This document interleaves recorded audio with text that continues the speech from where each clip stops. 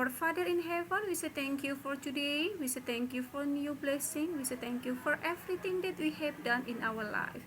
Father in heaven, now we want to study thematic. Please help us to understand our lesson today.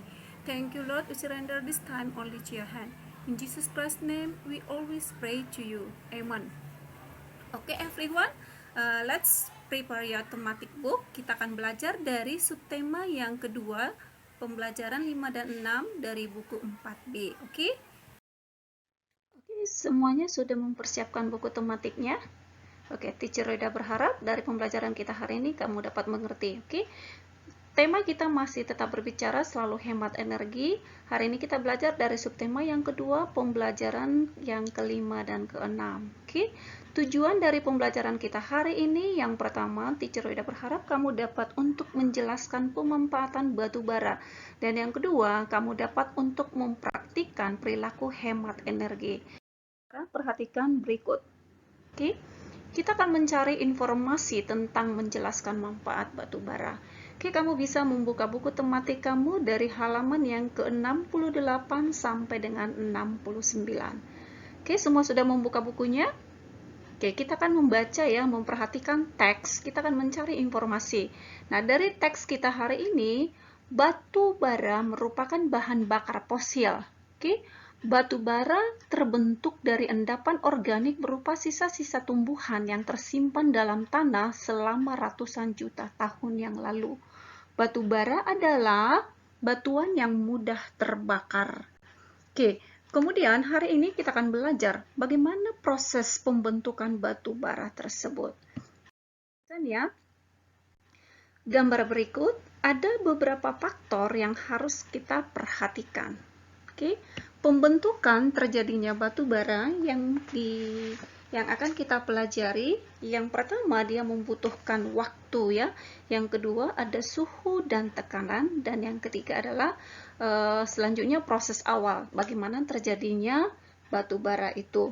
Oke, pembentukan batu bara dimulai sejak periode pembentukan karbon, ya, dikenal sebagai zaman batu bara pertama yang berlangsung antara 360 juta sampai 290 juta tahun yang lalu. Oke, kualitas dari setiap endapan batu bara ditentukan oleh suhu, oke, suhu dan tekanan selama waktu pembentukan yang disebut dengan maturitas organik. Oke, proses awalnya, nah setelah yang pertama waktu, kemudian suhu atau tekanan, yang kemudian proses awalnya endapan tumbuhan berubah menjadi gambut. Oke, selanjutnya akan berubah menjadi batu bara muda, dan berikutnya akan menjadi batu bara yang berwarna coklat. Kamu perhatikan gambar. Nah, ini akan terjadi, ini akan terbentuk selama berjuta-juta tahun. Nah, batu bara merupakan kekayaan alam yang ada di Indonesia yang sangat baik ya, yang Tuhan ciptakan. Nah, karena itu kita harus perlu untuk memperhatikan apa yang menjadi kewajiban kita. Sumber kekayaan alam harus dijaga dan dilestarikan dengan baik. Nah, dari pembelajaran kita sebelumnya, kita sudah belajar beberapa kekayaan alam yang dimiliki di Indonesia. Salah satunya adalah batu bara. Batu bara merupakan bahan fosil. Nah, karena itu batu bara adalah merupakan kekayaan alam yang tak dapat diperbaharui. Oke?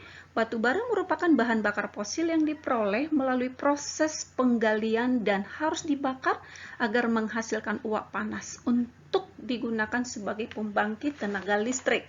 Oke, atau yang disebut juga dengan pembangkit listrik tenaga uap atau PLTU. Oke, dari pembelajaran kita sebelumnya kita sudah diajarkan bagaimana kita untuk memanfaatkan energi dengan baik. Nah, selain itu kita bangga menjadi warga negara Indonesia. Mengapa? Karena ternyata bangsa Indonesia atau negara kita merupakan salah satu 10 besar penambangan batu yang terbesar di dunia ya. Kita bisa menemukannya penambangan batu bara di Indonesia terletak di beberapa wilayah, misalnya di Pulau Laut yang berada di Kalimantan Selatan dan juga di Kutai Timur yang berada di Kalimantan Timur, dan yang ketiga ada di Muara Enim yang ada di Sumatera Selatan. Pembangkit listrik di Indonesia memanfaatkan sumber daya alam berupa batu bara sebagai bahan bakar fosil. Nah, karena itu kita harus bersyukur karena Tuhan memberikan kekayaan alam yang sangat luar biasa kepada kita. Nah, kita bisa belajar batu bara merupakan bahan bakar pembangkit listrik tenaga uap. Listrik yang dihasilkan sangat penting bagi kegiatan ekonomi. Nah, karena itu kita perlu untuk menggunakannya sebaik mungkin. Coba perhatikan gambar berikut, ya. Apakah kegiatan pada gambar menunjukkan sikap menghemat energi?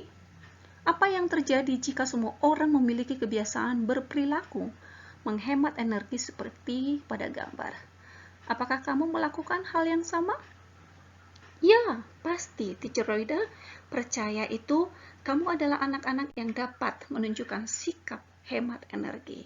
Nah, sekarang coba perhatikan. Kamu akan membaca, melihat video kita yang singkat dulu ya.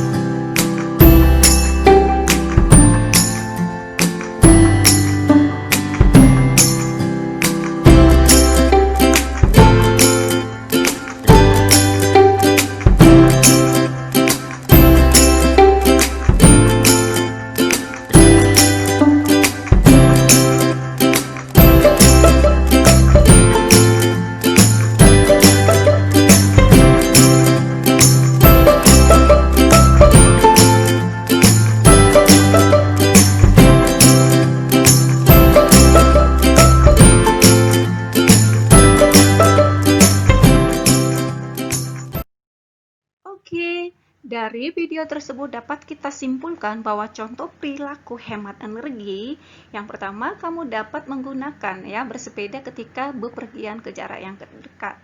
Kemudian yang kedua, mematikan AC ketika sudah tidak digunakan. Yang berikutnya, mematikan televisi ketika sudah tidak ditonton. Dan yang berikutnya, kamu juga dapat melakukannya menggunakan angkutan umum saat bepergian ke satu tempat yang dengan jarak yang jauh. Ini adalah salah satu, ini ada beberapa contoh perilaku hemat. Teacher Roida berharap kamu dapat melakukannya. Nah, yang berikutnya kamu bisa membuka buku kamu. Kita belajar untuk menentukan gagasan pokok ya dan gagasan pendukung. Di dalam pembelajaran sebelumnya kita sudah pernah belajar. Kamu bisa buka bukunya di dalam halaman yang ke-74. Oke. Temanya berbicara tentang jam bumi. Oke, dari teks kita terdapat 3 paragraf. Oke, yang pertama coba perhatikan. Nah, Teacher Roida bisa mengajak kamu untuk menentukan gagasan pokok dan gagasan pendukung. Misalnya dari paragraf yang pertama, menghemat listrik merupakan kewajiban masyarakat. Dari gagasan pokok kita dapat juga untuk menentukan gagasan pendukungnya. Misalnya tidak banyak orang menyadari pentingnya menghemat energi dan beberapa negara melakukan kegiatan jam bumi. Nah, dari teks kita, Teacher Roida mau kamu dapat untuk menentukan atau menemukan gagasan pokok dan gagasan pendukung. Kamu membaca dengan hati-hati ya. Oke, pembelajaran kita hari ini Teacher Roida mau kamu pahami dan mengerti.